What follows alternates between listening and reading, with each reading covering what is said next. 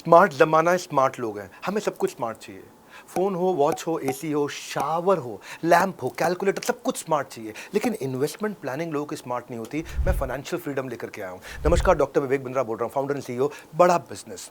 भाई लोगों, ये दूसरा एपिसोड है financial freedom by doctor Vivek Bindra, जहां मैं फाइनेंस की इन डेप्थ स्ट्रैटेजीज, ये पॉडकास्ट नहीं है, एक पोर्टफोलियो कास्ट है कि आपके फाइनेंस का पोर्टफोलियो कैसा होना चाहिए। यहां मैं एक से बढ़कर एक अलग अलग प्रकार के वो सारे एक्सपर्ट्स एक छाते के नीचे लेकर के आ रहा हूं, एक अम्ब्रेला के नीचे। आपके लिए वो एक्सपर्ट्स की क्या एक्सीलेंट चॉइस, क्या एक्सीलेंट एडवाइस है। आज जो मेरे गेस्ट है ना, महाराष्ट्र गवर्नमेंट ने इनको finance creator of the year का अवार्ड दिया है। यूट्यूब पे तो खैर इनके लगभग 4 मिलियन के आसपास सब्सक्राइबर है, 25 करोड़ से ज़्यादा व्यूज़ हैं इनके। एसेट योगी AKA मुकुल मलिक।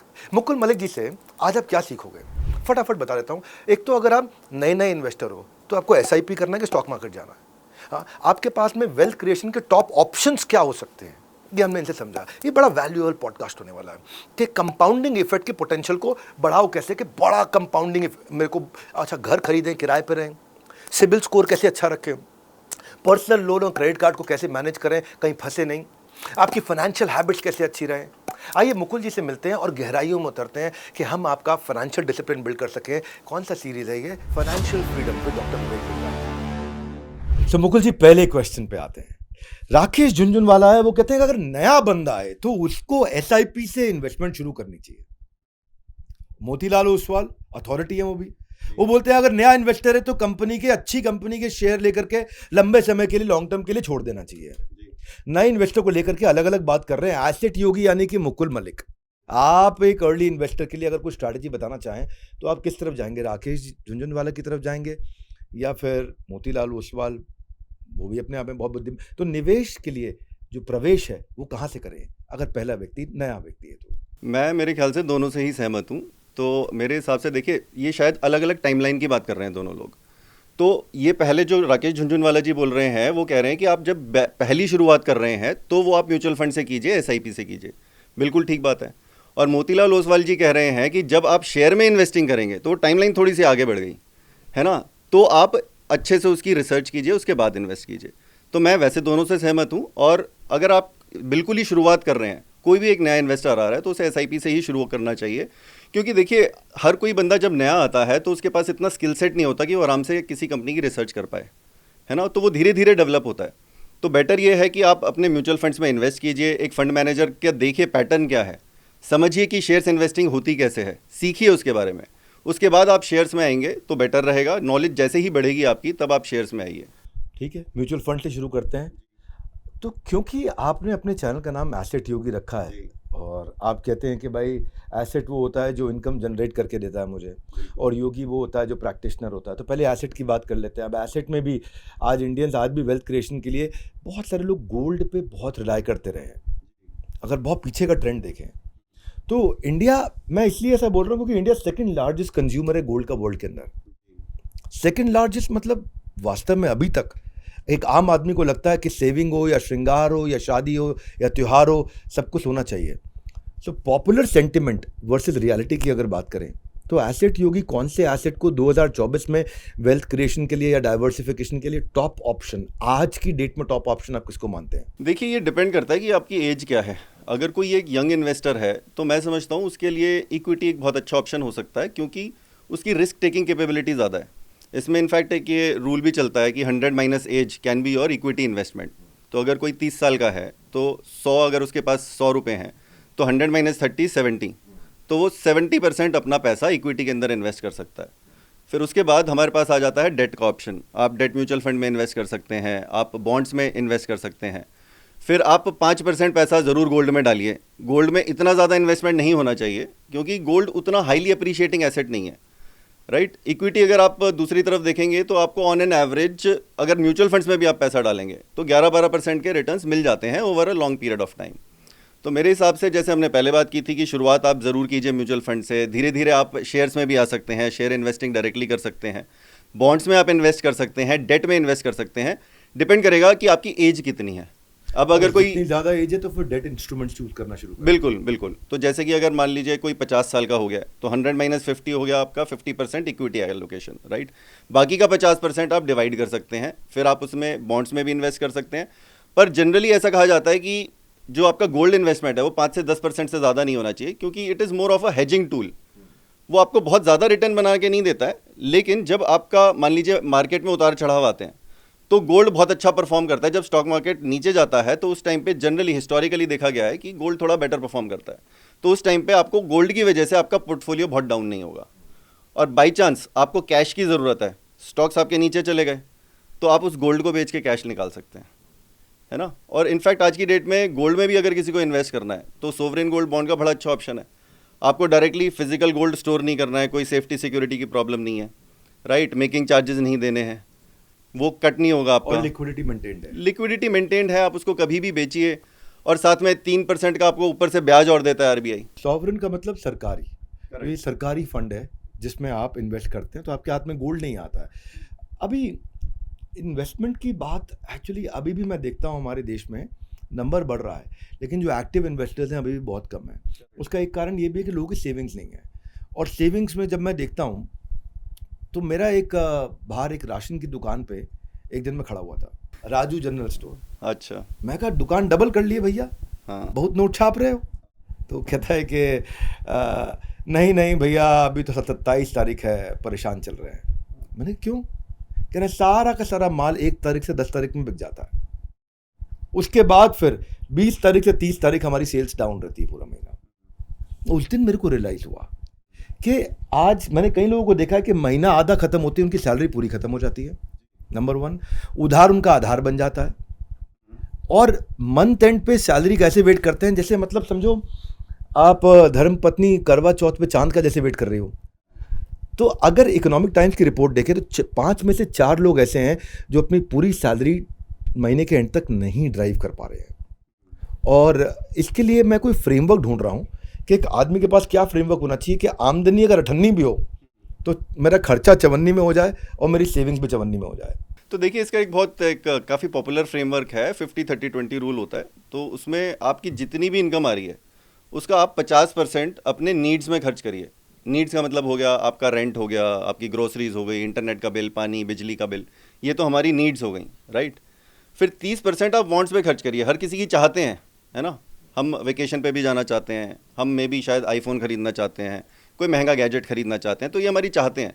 तो 30% पैसा हम उसके लिए भी एलोकेट कर सकते हैं। और बाकी का जो 20% है वो हमें सेव करना और इन्वेस्ट करना बहुत ज़रूरी है।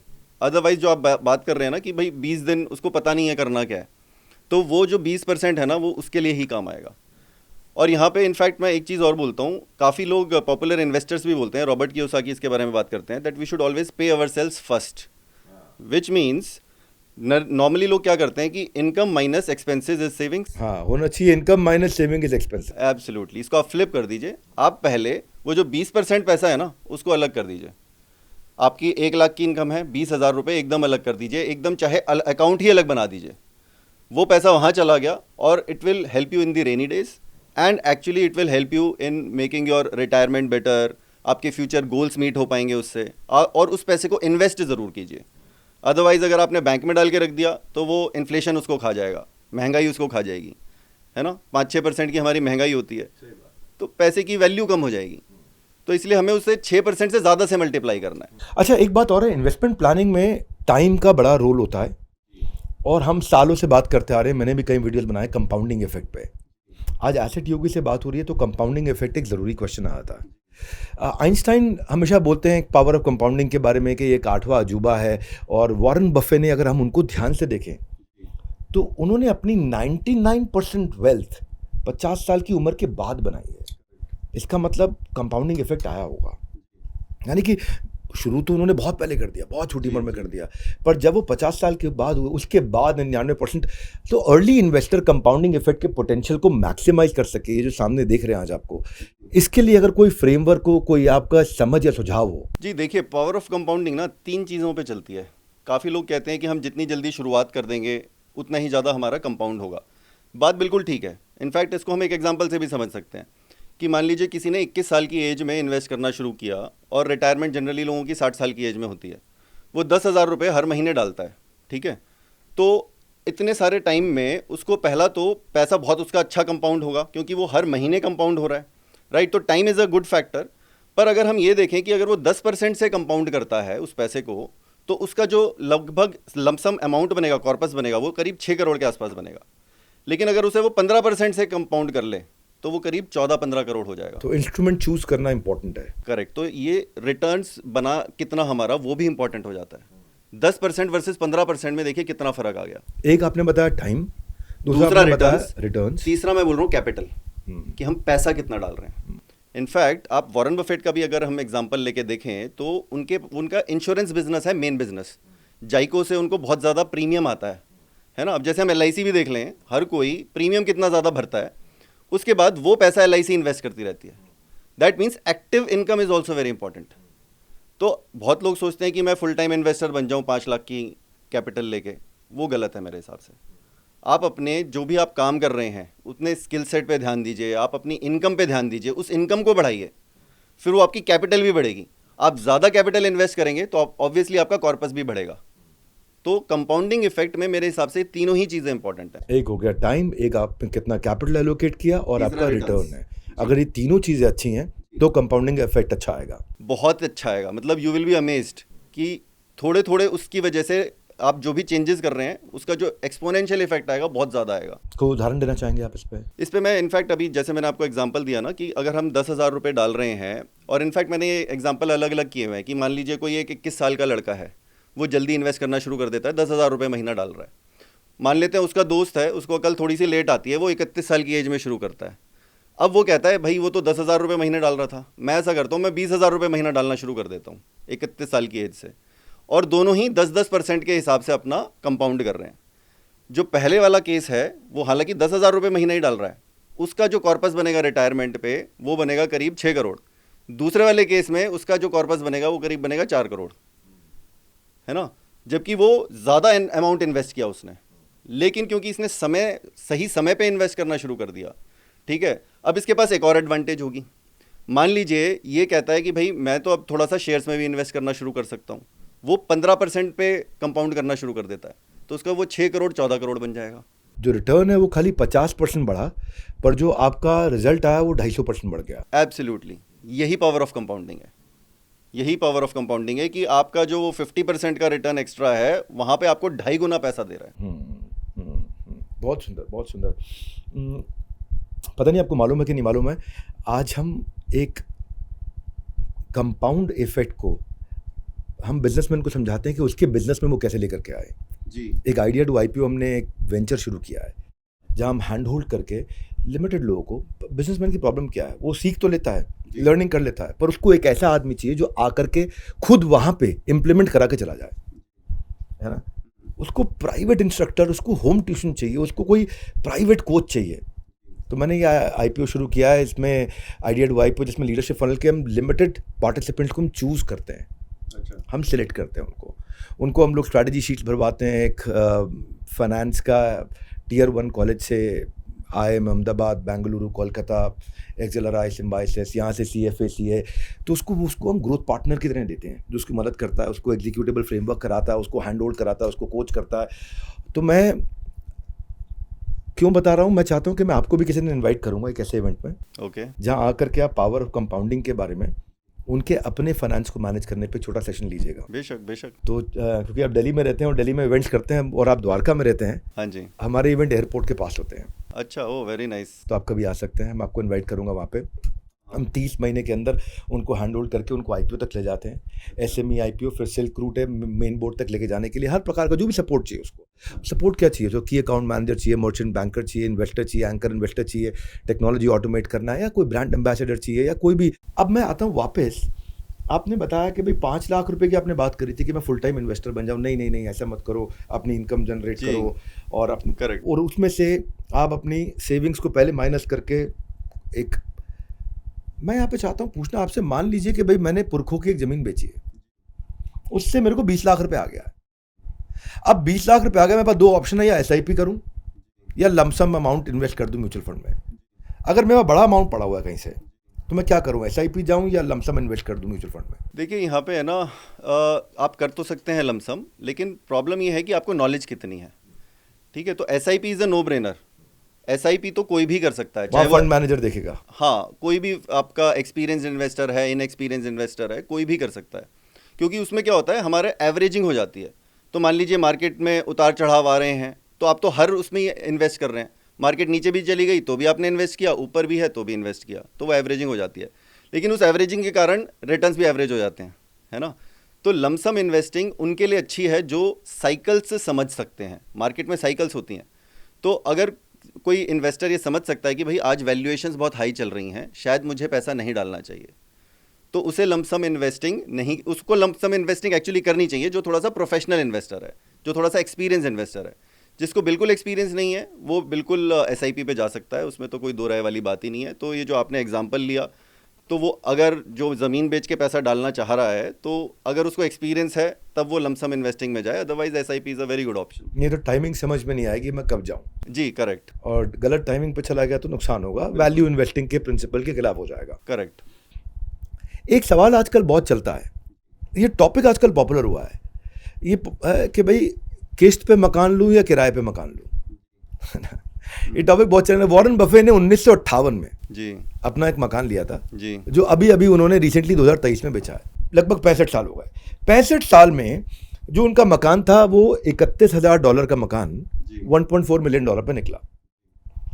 वॉरेन बफे कहते हैं मेरे को 6% का कैगर मिला इससे। अगर इस पैसे को मैं कहीं और लगाता और रेंट पे रहता तो मैं बहुत ज़्यादा अर्न कर लेता इस पे। अब आजकल सोशल मीडिया पे बहुत चर्चा इस पे अचानक होने लग गई है। पहले लोग कहते थे कि भाई लड़की तभी देंगे जब घर अपना हो, आज ये बातचीत बदल गई है। आज लोग कहते हैं कि नहीं, किराए के मकान पे रहो और उस पैसे को बेटर इन्वेस्ट कर लो, मकान पे ना लगाओ। आपका क्या सुझाव है, आपकी क्या समझ है कि भाई मैं किस्त पे रहूं या किराए पे रहूं? आप कहाँ रहते हैं? आप अपने घर में रहते हैं या रेंट पे रहते हैं? मैं तो अपने घर में रहता हूँ। हाँ, तो मैं अभी आपकी ओपिनियन जानना चाहूँगा, उससे पहले मैं इनफैक्ट आंसर कर देता हूँ।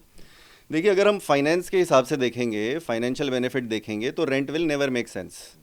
आपको जो रेंटल यील्ड मिलता है, तो आज की डेट में रेंटल यील्ड है, आप मतलब 1 करोड़ का मकान खरीदते हैं, ठीक है, वो 20,000 रुपये में मिल जाता है आपको रेंट पे। तो हमारी होती है 2-2.5%, 3% की मैक्सिमम रेंटल यील्ड। तो इसमें आपको रिटर्न्स तो कुछ भी नहीं है, आपका इन्फ्लेशन भी बीट नहीं हो रहा है, और कैपिटल अप्रिसिएशन भी मैं मान लेता हूँ उसका ऑन एन एवरेज होता है 5%, 6% का। तो अगर हम इनको ऐड भी कर दें तो 8-9% का बनता है। लेकिन उस घर में तो आप रहेंगे, है ना, तो वो रिटर्न तो आपको मिलेगा नहीं। तो रिटर्न की वजह से तो ये कभी सेंस बनेगा ही नहीं। लेकिन मैं इसको मानता हूँ कि इसमें आपको मिलते हैं इकोनॉमिक बेनिफिट, जो डायरेक्टली फाइनेंशियल टर्म्स में कैलकुलेट नहीं हो पाते हैं, है ना। इकोनॉमिक बेनिफिट कैसे? पहला, मेरे को पीस ऑफ माइंड है कि मुझे कोई लैंडलॉर्ड निकाल नहीं सकता। डैट मीन्स मैं अपना काम अच्छे से कर सकता हूँ। शायद जो मैं अपना काम अच्छे से करूंगा तो मैं अपना इंक्रीमेंट अच्छा लूंगा अपने। ये साइकोलॉजिकल बेनिफिट हो गया, साइकोलॉजिकल बेनिफिट, सोशल बेनिफिट भी हो गया। करेक्ट। तो अगर हम इकोनॉमिक बेनिफिट देखें तो ये सारी चीज़ों को, इनडायरेक्ट बेनिफिट्स को एनकम्पस करता है ना। तो ये जो इनडायरेक्ट बेनिफिट्स आ रहे हैं ये काफ़ी ज़्यादा कंपाउंड हो जाते हैं फ्यूचर में। तो इसीलिए मैं मानता हूँ कि हमें एक पीस ऑफ माइंड या सिक्योरिटी के लिए एक मकान हमारे पास ज़रूर होना चाहिए। जैसा हमने हमेशा सुना है कि रोटी, कपड़ा और मकान, है ना, वो बेसिक नेसेसिटी है, तो वो मैं आज भी मानता हूँ कि हैं। आप भले ही अफोर्ड नहीं कर सकते, जहाँ आप अभी काम कर रहे हो सकता है वो बहुत महंगी जगह हो, वहाँ नहीं कर सकते हो, आप कहीं आउटस्कर्ट्स में खरीद लो। आप जहाँ रिटायर होना चाहते हो, अपने होम टाउन में रिटायर होना चाहते हो, वहाँ खरीद लो। बड़ा नहीं खरीद सकते, छोटा खरीद लो, बट एक मकान होना मेरे हिसाब से ज़रूरी है। मैं फाइनेंशियल बेनिफिट की कोई बात नहीं कर रहा हूँ इसमें, मैं सिंपली पीस ऑफ माइंड और सिक्योरिटी की बात कर रहा हूँ यहाँ पे।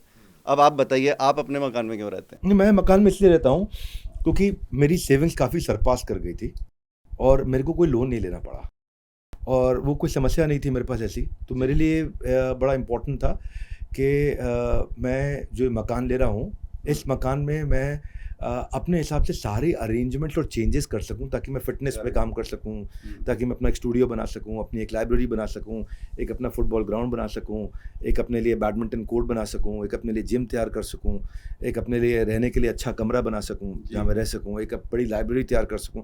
तो मुझे बहुत सारे चेंजेस अपने हिसाब से करने थे, और मेरी इनकम इतनी थी कि मैं इसको मुझे कोई लोन लेने की आवश्यकता नहीं पड़ रही थी। पर अगर मैं लोन पे जाता हूँ तो मुकुल भाई एक ना सवाल बड़ा आता है मन में। वो सवाल है पर्सनल लोन का। होम लोन तो 8 से 10% होता है, पर्सनल लोन कई बार 15 से 20% हो जाता है। और अगर 100 लोग जो है पर्सनल लोन ले रहे हैं, उसमें से 53 लोग ऐसे हैं, 53% लोग ऐसे हैं जिनकी उम्र 27-28 से कम है या 30 से कम है उनकी उम्र। यंगस्टर्स हैं जो पर्सनल लोन ले रहे हैं, और इस तरह का लोन मिलना इतना आसान है, उतना ही रीपे करना ही मुश्किल हो जाता है। बिल्कुल। अब इतने हेफ्टी डिफ़ॉल्ट चार्जेस हैं इसके, क्रेडिट कार्ड पे बहुत चार्जेस हैं, अब थेफ्ट कॉल्स आती हैं, बाद में रिकवरी कॉल्स आती हैं, आपका पीस ऑफ माइंड खत्म हो जाता है। अब इस तरह के लोन को कैसे हैंडल करें? पर्सनल लोन के बारे में आपका क्या समझ है? देखिए, पर्सनल लोन और क्रेडिट कार्ड, पहला तो ये कि आपको ना ही लेना पड़े तो अच्छा है, क्योंकि जैसा आपने कहा कि इंटरेस्ट रेट बहुत ज़्यादा है ना, तो उसको आप अवॉइड कीजिए। एक तरीका तो इसका ये है कि अगर बाई चांस आपका होम लोन चल रहा है ऑलरेडी, मैं कुछ केसेस बात कर रहा हूँ, ठीक है, अगर होम लोन ऑलरेडी चल रहा है तो उस पर आप टॉपअप लोन ले लीजिए। पर्सनल लोन और क्रेडिट कार्ड लोन नहीं लेना पड़ेगा, क्योंकि सिक्योर्ड लोन का जो इंटरेस्ट रेट होता है वो हमेशा कम होता है। तो आप टॉपअप लोन लेंगे तो मान लीजिए आपका 8% का चल रहा है होम लोन, टॉपअप लोन शायद आपको 9% पे मिल जाएगा, और पर्सनल लोन आपको मिल रहा है 16-17%, 18% पे, तो आपका आधा हो गया इंटरेस्ट रेट, राइट। और ये बहुत फ़र्क पड़ जाता है जब हम बात करते हैं ईएमआई की, तो बहुत फ़र्क पड़ जाता है। आप इंटरेस्ट बहुत ज़्यादा भर देंगे अगर आपने 3-4 साल के लिए पर्सनल लोन लिया है तो। नंबर 1। नंबर 2, जो हम अपनी ईएमआई भर रहे हैं वो हमें थोड़ी सी कंट्रोल करनी चाहिए, विच मीन्स कि हमारी जितनी भी इनकम है, मान लीजिए किसी की 1 लाख की इनकम है, तो उसे इस हिसाब से लोन लेने चाहिए कि उसका 33% से ज़्यादा पैसा ईएमआई में ना जाए, सारे लोन्स में लाके आइडियली। हालांकि बैंक्स तो कहते हैं आप 50% तक भर सकते हैं, पर मैं यहाँ पे एक जगह फ्रेमवर्क दिया था कि 1 रुपए की कमाई जी तो 20 पैसे की ईएमआई। नहीं, बहुत अच्छा है वो तो, इनफैक्ट आप और कंजर्वेटिव हो रहे हैं, है ना, पर मैं थोड़ा बीच का रास्ता निकाल रहा हूँ कि भाई बैंक्स एक तरफ कह रहे हैं कि भाई 50% तक आप जा सकते हो, आप बहुत कंजर्वेटिव कह रहे हैं, बहुत अच्छी बात है ये तो। लेकिन कई बार क्या होता है कि हमें होम लोन लेने की ज़रूरत पड़ जाती है, हमें घर चाहिए अपना। अब देखिए, वाइफ को आप समझा नहीं सकते हैं, अपने स्पाउस को समझा नहीं सकते हैं, वो कहेंगे कि भाई सेंटिमेंटल वैल्यू है, राइट। अब सेंटिमेंटल की वैल्यू की भी कुछ तो वैल्यू है ना। जैसे हमें पीस ऑफ माइंड मिलता है, आपने कहा कि भाई मेरे को अपने हिसाब से जिम चाहिए था या बैडमिंटन कोर्ट चाहिए था, राइट। तो उस सेंटिमेंटल वैल्यू की भी कुछ ना कुछ वैल्यू है। तो अगर आपको ख़रीदना ही है और आपको वो होम लोन लेना ही पड़ रहा है, तो मे बी आपको थोड़ा सा स्ट्रेच करना पड़े, पर वो मेरे हिसाब से आपको 33% तक कंट्रोल कर लेना चाहिए। और पर्सनल लोन ले रहे हैं तो उसको तो आप अवॉइड ही कीजिए, राइट। आप होम लोन पे जाइए, थोड़े से सिक्योर्ड लोन्स पे चाहिए, या फिर लोन अगेंस्ट प्रॉपर्टी ले लीजिए, आपका इंटरेस्ट कम आएगा। तीसरी बात, आप रीपेमेंट टाइम पे कीजिए। अगर आप रीपेमेंट टाइम पे नहीं करेंगे तो आपका सिबिल स्कोर ख़राब हो जाएगा, ठीक है, और आपका फ्यूचर में लोन लेने की कैपेसिटी कम हो जाएगी और इंटरेस्ट रेट और ज़्यादा चार्ज होगा। तो ये मेरे ख्याल से आप 2-3 चीज़ें कीजिए, काफ़ी सिंपल सी चीज़ें हैं, आई थिंक हर कोई इंप्लीमेंट कर सकता है। मैं इसमें अगर ऐड करना चाहूँ तो मैं हमेशा बोलता हूँ, और एक वीडियो भी बनाया था मैंने, कि क्रेडिट कार्ड के लोन और पर्सनल लोन को सबसे पहले अटैक करो, उसको सबसे पहले निपटाओ। और अगर होम लोन भी हो सके तो उसको रिस्ट्रक्चर करो। 10 साल का है तो 20 का करने की कोशिश करो, 15 का है तो 25 करने की कोशिश करो। अगर आपको मैनेज करने में, हर्डल रेट को टापने में, उसको पार करने में मुश्किल आ रही हो, पर मानते नहीं है लोग। मिलता जुलता सवाल एक और कर लेता हूँ आपसे, वो ये है कि यूथ में कॉमन फिनोमेना दिख रहा है कि सैलरी एक जगह से आती है, क्रेडिट कार्ड 3-4 जगह से लिए हुए हैं, और सैलरी ना हो लेकिन शौक पूरे होने चाहिए, सारे शौक पूरे करने हैं। जेब में क्रेडिट कार्ड रख के बोलते कि आज बिल तेरा भाई भरेगा, है कि नहीं? तो क्रेडिट कार्ड का पेंडेमिक ऐसा है कि 13 साल में पिछले क्रेडिट कार्ड के जो कंज्यूमर्स है वो तो 5 गुना बढ़े हैं।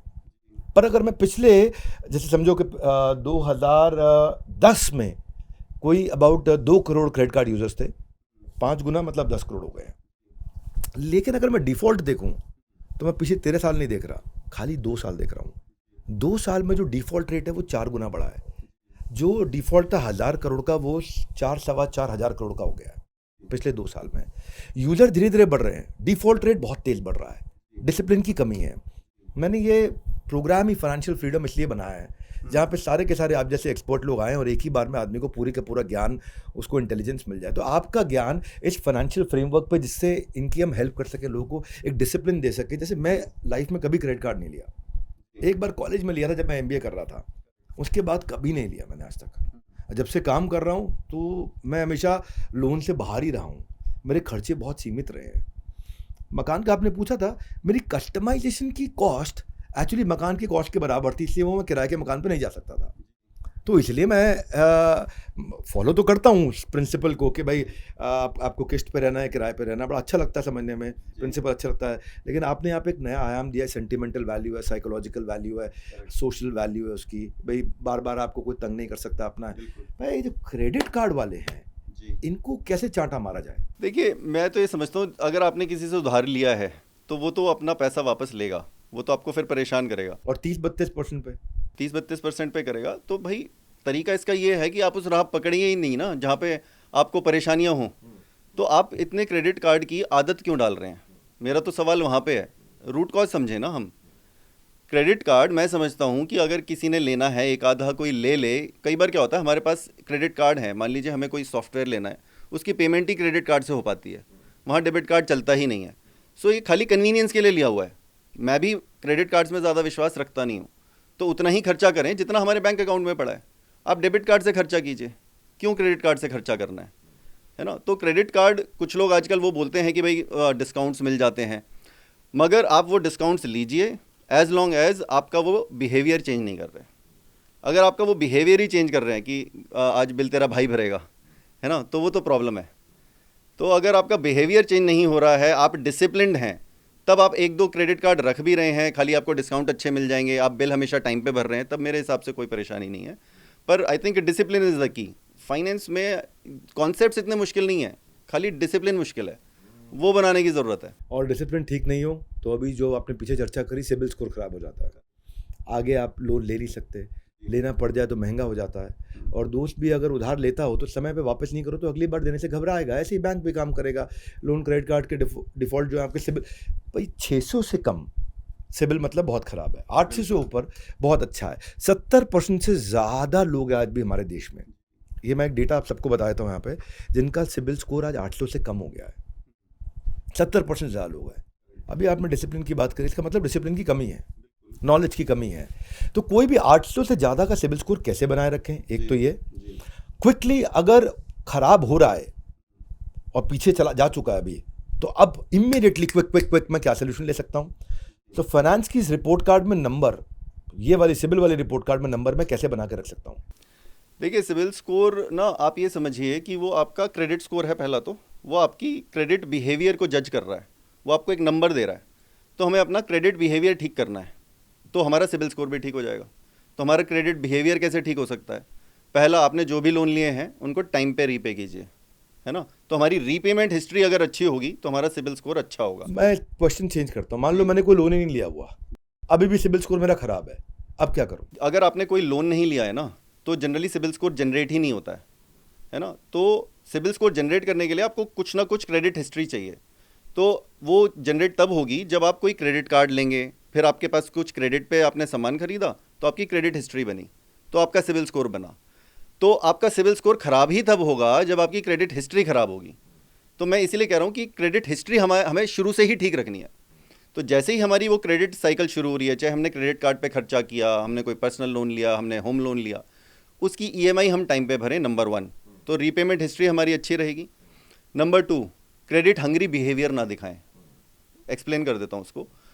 बहुत लोगों को आदत होती है, बार बार सिबिल स्कोर चेक कर लिया, तो उनको क्या इंडिकेशन जा रहा है, इसको तो भाई को हमेशा ही लोन चाहिए, है ना। तो वो हमें नहीं करना है, बार बार सिबिल स्कोर चेक नहीं करना है। फिर आप बहुत ज़्यादा लोन लेते हैं तो भी आपका क्रेडिट हंग्री बिहेवियर है। आप हमेशा, इसका मतलब लोन पे चल रहे हैं, आपकी ज़िंदगी ही लोन पे चल रही है। आप पर्सनल लोन बहुत ले रहे हैं, क्रेडिट कार्ड पे बहुत ज़्यादा खर्चा कर रहे हैं, तो ये क्रेडिट हंग्री बिहेवियर हमें नहीं दिखाना है। तीसरी चीज़, हम किस टाइप का लोन ले रहे हैं। सिक्योर्ड लोन और अनसिक्योर्ड लोन का अगर मिक्स होगा तो हमारा सिबिल स्कोर थोड़ा बेटर होगा। पर्सनल लोन और क्रेडिट कार्ड ही हमेशा ज़्यादा लेंगे तो हमारा ऑब्वियसली सिबिल स्कोर ख़राब होगा। तो अगर हम ये 3 चीज़ें प्रैक्टिस कर लें, रीपेमेंट अपना टाइम पे करें, नंबर 2, हम अपना क्रेडिट हंग्री बिहेवियर इतना ज़्यादा ना ख़राब करें, और नंबर 3, हम ये एक बैलेंस बनाएं secured loan versus unsecured loan का। अनसिक्योर्ड लोन कम से कम लेने की कोशिश करें। लेकिन सोशल प्रेशर इतना होता है मुकुल भाई कि गाड़ी खरीदनी है। अब यार गाड़ी खरीदनी है, ये वैसे अगर मान लीजिए उसको नहीं भी ज़रूरत है, सेकेंड हैंड ले सकता है, बहुत अच्छी वैल्यू पे। अब इससे में बड़ी बड़ी ऑर्गेनाइजेशन स्टार्टअप्स आ गए हैं, सेकेंड हैंड दिला देंगे। लेकिन इंडियन फैमिलीज में क्या होता है कि भाई कार तो नहीं लेंगे, नहीं तो नहीं लेंगे, कार तो नहीं लेंगे, नहीं तो नहीं लेंगे, और अगर पैसे नहीं है तो लोन पे लेंगे, और बेशक लेना पड़े उधार। वो क्या कहते हैं कि पड़ोसी से बेहतर और बड़ी होनी चाहिए मेरी कार। तो मैं एक कार को लेकर के 3 आउट ऑफ 5 इंडियंस लोन पे गाड़ी ले रहे हैं इस समय, और उनका जो है ना कॉस्ट नेचुरली 30-40% गाड़ी का बढ़ जाता है जब वो लोन पे लेता है। इसके बाद भी कार का ओनर बनता नहीं है, मॉर्गेज जो रखी है अभी, गाड़ी तो उसके नाम पे है। पर नई गाड़ी खरीदने के लिए अगर मेरे को कोई स्ट्रैटेजी चाहिए, क्योंकि ये आज भी आप टाटा नैनो का पिटने का कारण ये नहीं था कि टाटा नैनो गाड़ी अच्छी नहीं थी। गाड़ी भारत में स्टेटस सिंबल है, आपकी आइडेंटिटी का इंडिकेटर है। लोग अगर नैनो चलाते हुए देखते थे ना किसी को, तो मैं देखता था कि रेड लाइट पे भी, स्टॉप लाइट पे नैनो अगर खड़ी है तो लोग कहते थे बेचारे की मजबूरी रही होगी कोई, मतलब घर में लड़की नहीं देते थे जिसके घर में नैनो हो। Status symbol. तो बाइक चला रहा है ठीक है, नैनो चला रहा है, लड़की नहीं देनी है, कोई बेचारे को बहुत तकलीफ चल रही है लाइफ में। कार को लोन पे लेने का कोई आपके पास फ्रेमवर्क है कि यार ये चीज़ का ध्यान रखो तब लोन ले लो? देखिए मैं ये समझता हूँ ये फ्रेमवर्क तो डेफिनेटली काम आते ही हैं, लेकिन ना आपको गाड़ी, पहला तो आपको बजट कितना है वो बना लीजिए आप, है ना। यहाँ पे भी एक फ्रेमवर्क अच्छे से काम में आ जाता है कि आपकी जितनी भी इनकम है तो उसको आप 6 से मल्टीप्लाई कीजिए, तो 6 महीने की इनकम आप उतने की गाड़ी खरीद सकते हैं। किसी की 1 लाख की इनकम है, 6 लाख तक की गाड़ी खरीदे, है ना, इससे ज़्यादा ना खरीदे। अदरवाइज़ स्टेटस मेंटेन करने की फिर तो कॉस्ट लगेगी। आप अगर स्टेटस के पीछे भागेंगे, और मैं तो ये मानता हूँ कि आदमी को स्टेटस सिंबल भी बनाना है ना, कोई प्रॉब्लम नहीं है। अगर उसकी इनकम इतनी ज़्यादा है, वो करोड़ों में कमा रहा है, BMW मर्सिडीज़ चला रहा है, कोई प्रॉब्लम नहीं है, क्योंकि वो उसका एक भाग ही है इनकम का, ठीक है। लेकिन आपको ये जो स्टेटस मेंटेन करना है ना, ये लाइफ टाइम करना है, आप उससे पीछे नहीं जा पाएंगे। तो आप उतना ही खर्च करिए जिसको आप लाइफ टाइम मेंटेन कर पाएँ, है ना। तो अगर आप वो महंगी गाड़ी खरीद रहे हैं, आप एक BMW खरीदना चाह रहे हैं, अगर आप उसको लाइफ टाइम खरीद सकते हो, 15 साल में वो गाड़ी ख़त्म हो जाएगी, है ना, फिर उसके बाद एक और ख़रीदोगे, तो आप क्या ये लाइफ टाइम खरीद सकते हो और उसको मेंटेन कर सकते हो, तब आप उस पर जाइए। आई थिंक ये फ्रेमवर्क आपको ज़्यादा काम में आएगा। उसके बाद आपको वो जो हमने लोन की बात करी, लोन में तो हमारा वो पुराना वाला फ्रेमवर्क ही चलेगा कि हमें टोटल लोन लेना कितना है। तो हमारी 1 लाख की इनकम है तो हम मैक्सिमम 33,000 की EMI भर सकते हैं।